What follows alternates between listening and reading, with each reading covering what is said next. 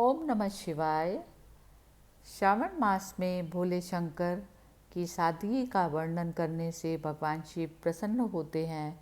शिव के इस महिम्न स्तोत्र में शिव के दिव्य स्वरूप एवं उनकी सादगी का वर्णन है। इस महिम्न स्तोत्र के पीछे अनूठी और सुंदर कथा प्रचलित है। एक समय में चित्ररथ नाम का राजा था। वह परम शिव भक्त था। उसने एक अद्भुत सुंदर बाग का निर्माण करवाया जिसमें विभिन्न प्रकार के पुष्प लगे थे। प्रत्येक दिन राजा उन पुष्पों को शिवजी जी की पूजा में अर्पित करते थे। फिर एक दिन पुष्पदंत नामक गंधर्व उस राजा के उद्यान की तरफ से जा रहे थे। उद्यान की सुंदरता ने उन्हें आकृष्ट कर लिया। मोहित पुष्पदंत ने बाग के पुष्पों को चुरा लिया। अगले दिन चित्ररथ को पूजा हेतु पुष्प प्राप्त नहीं हुए। बाग के सौंदर्य से मुग्ध पुष्पदंत प्रत्येक दिन पुष्प की चोरी करने लगा। इस रहस्य को सुलझाने के लिए राजा के प्रत्येक प्रयास विफल रहे। पुष्पदंत अपनी दिव्य शक्तियों के कारण अदृश्य बने रहे। राजा चित्ररथ ने एक अनोखा समाधान निकाला। उन्होंने शिव को अर्पित पुष्प एवं बिल्व पत्र बाग में बिछा दिया। राजा के उपाय से अनजान पुष्पदंत ने उन पुष्पों को अपने पैरों से कुचल दिया। इसके पुष्पदंत की दिव्य शक्तियों का क्षय हो गया। पुष्पदंत स्वयं भी शिव भक्त था। अपनी गलती का बोध होने पर उसने इस परम स्तोत्र की रचना की जिससे शिव प्रसन्न होकर उसकी भूल को क्षमा कर पुष्पदंत के दिव्य स्वरूप को पुनः प्रदान कर दिया। आइए सुनते हैं शिव महिमा की हिंदी अर्थ। महिम्न पारम ते परम विदुषो यद्य सदृशी स्तुतिर्ब्रह्मादीनपि तद्वसन्ना त्वयि गिरः अथा वाच्य सर्वः स्वमति परिणाम वधि गृणन् ममाप्येष स्रोते हर निर्पवाद परिकरः। हे हर शिव, आप प्राणी मात्र के कष्टों को हराने वाले हैं। मैं इस स्तोत्र द्वारा आपकी वंदना कर रही हूँ जो कदाचित आपके वंदना की योग्य ना भी हो, पर हे महादेव, स्वयं ब्रह्मा और अन्य देवगण भी आपके चरित्र की पूर्ण गुणगान करने में सक्षम नहीं हैं। जिस प्रकार एक पक्षी अपनी क्षमता के अनुसार ही आसमान में उड़ान भर सकता है, उसी प्रकार मैं भी अपनी यथाशक्ति आपकी आराधना करती हूँ। हे शिव, आपकी व्याख्या ना तो मन ना ही वचन द्वारा ही संभव है। आपके संदर्भ में वेद भी अचंभित हैं तथा नीति नीति का प्रयोग करते हैं, अर्थात यह भी नहीं वह भी नहीं। आपका संपूर्ण गुणगान भला कौन कर सकता है, यह जानते हुए भी कि यदि आप आदि एवं अंत रहित हैं। परमात्मा का गुणगान कठिन है। मैं आपकी वंदना करती हूँ। हे वेद और भाषा के सृजक, जब स्वयं देवगुरु बृहस्पति भी आपके स्वरूप की व्याख्या करने में असमर्थ हैं, तो फिर मेरा कहना ही क्या है। हे त्रिपुरारी, अपनी सीमित क्षमता का बोध होते हुए भी मैं इस विश्वास से इस स्तोत्र की रचना कर रही हूँ कि इससे मेरी वाणी शुद्ध होगी और मेरी बुद्धि का विकास होगा। हे देव, आप ही इस संसार के सृजक, पालनकर्ता एवं विलयकर्ता हैं। तीनों वेद आपकी ही संहिता गाते हैं। तीनों गुण रजो तमो सत्व आपसे ही प्रकाशित हैं। आपकी शक्ति त्रिदेवों में निहित है। इसके बाद भी कुछ मूढ़ प्राणी आपका उपहास करते हैं तथा आपके बारे में भ्रम फैलाने का प्रयास करते हैं, जो कि सर्वथा अनुचित है। हे महादेव, वो मूढ़ प्राणी जो स्वयं ही भ्रमित हैं, इस प्रकार से तर्क वितर्क द्वारा आपके अस्तित्व को चुनौती देने की कोशिश करते हैं।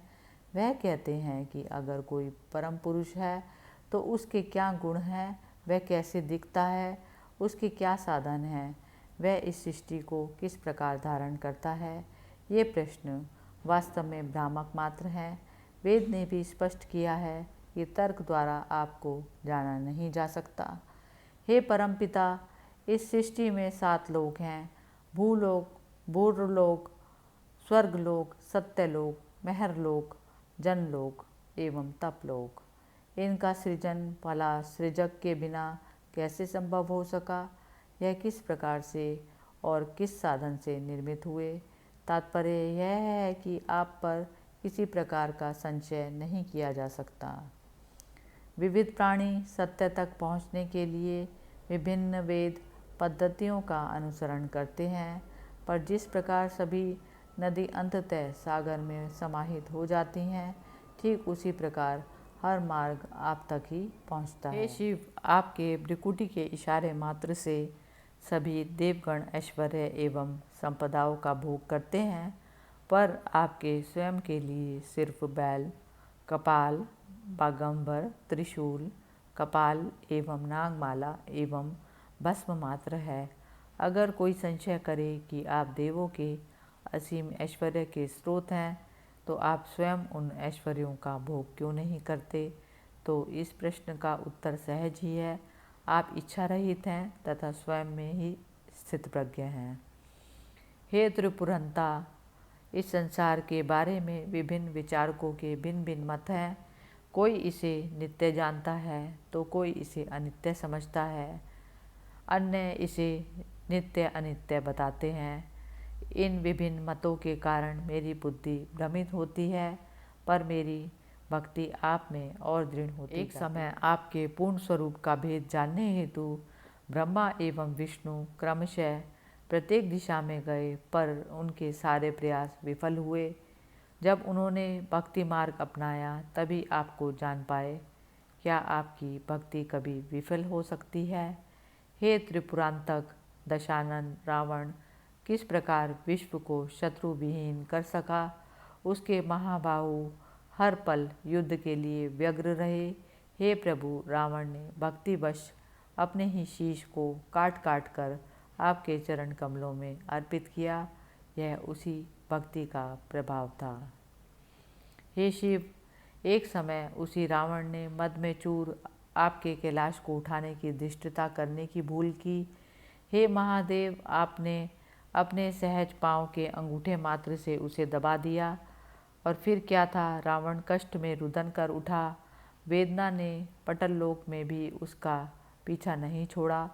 अंततः आपकी शरणागति के बाद ही वह मुक्त हो सका।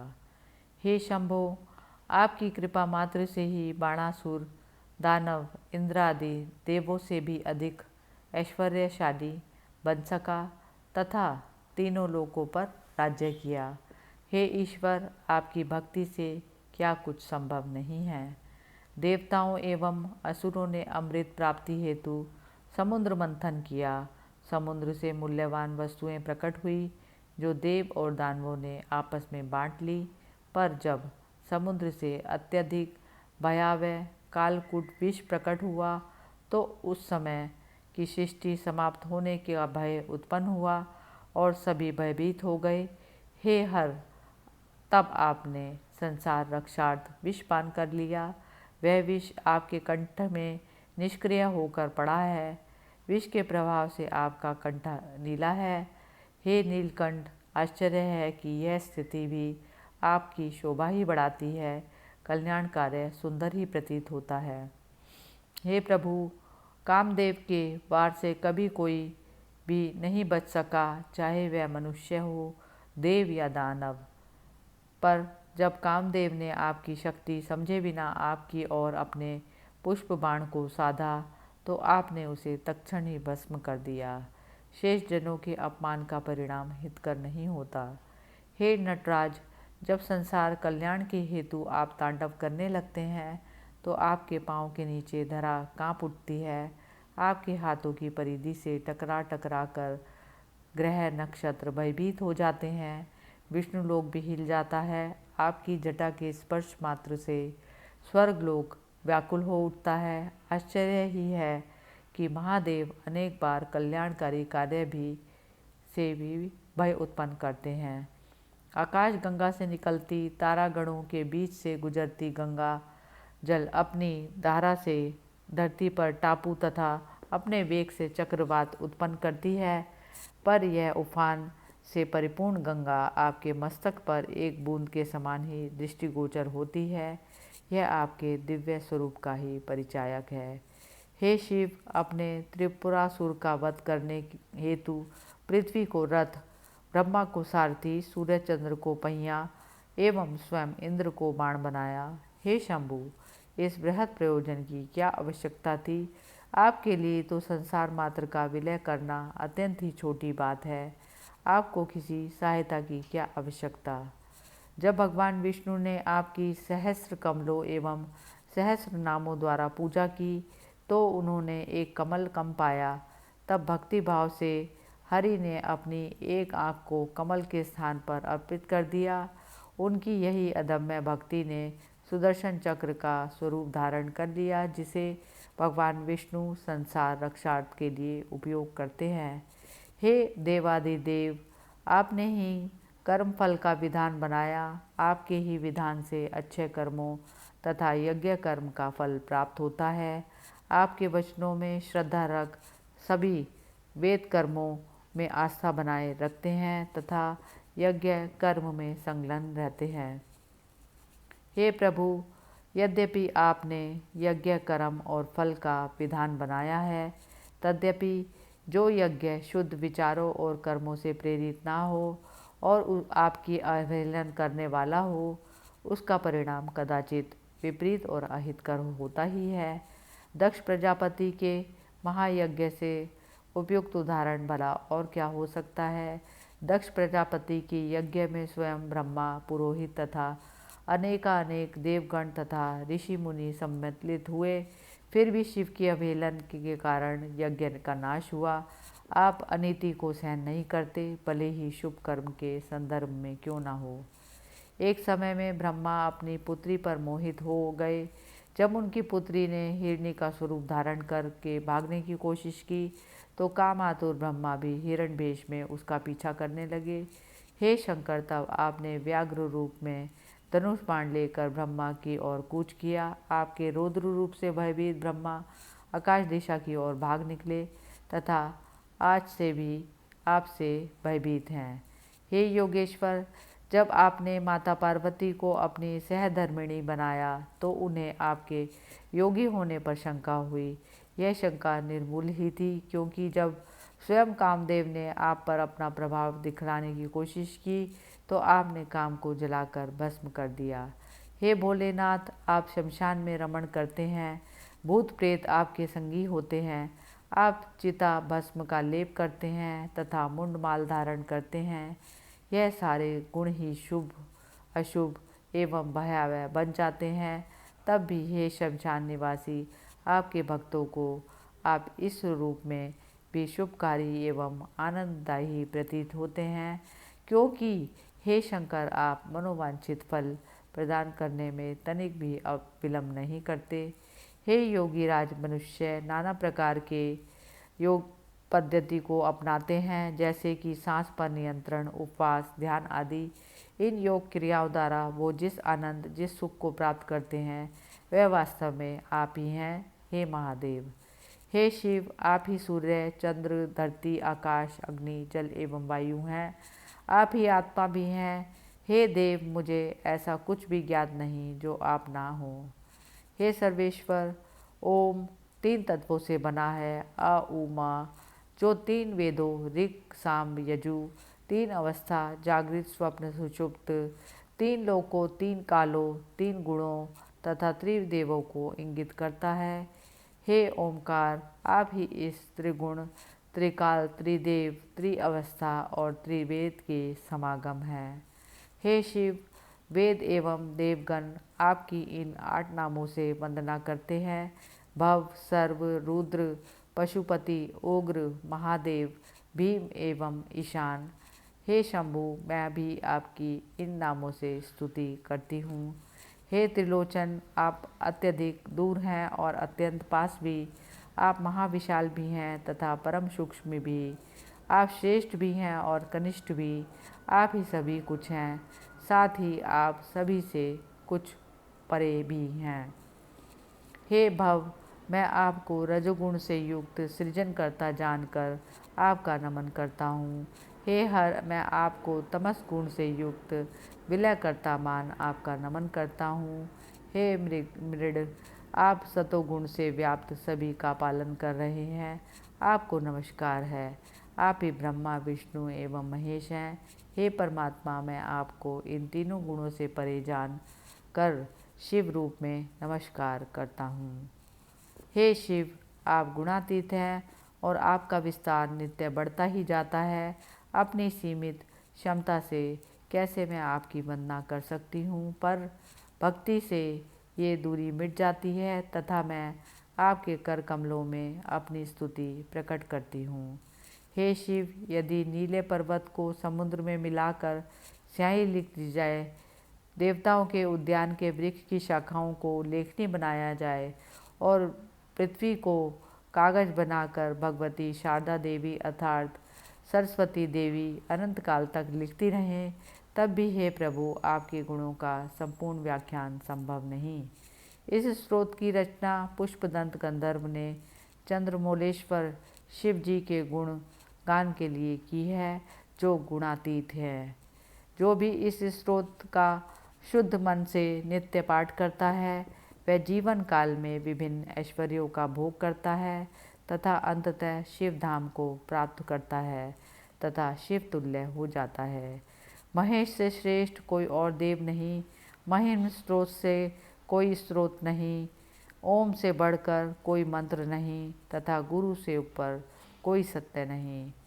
दान, यज्ञ, ज्ञान एवं त्याग इत्यादि सत्कर्म इस स्रोत के पाठ से 16वें अंश के बराबर भी फल प्रदान नहीं करते। कुसुमंत दंत नामक गंधर्वों का राजा चंद्रमौलेश्वर शिवजी जी का परम भक्त था। अपने अपराध के कारण वह अपने दिव्य स्वरूप से वंचित हो गया था।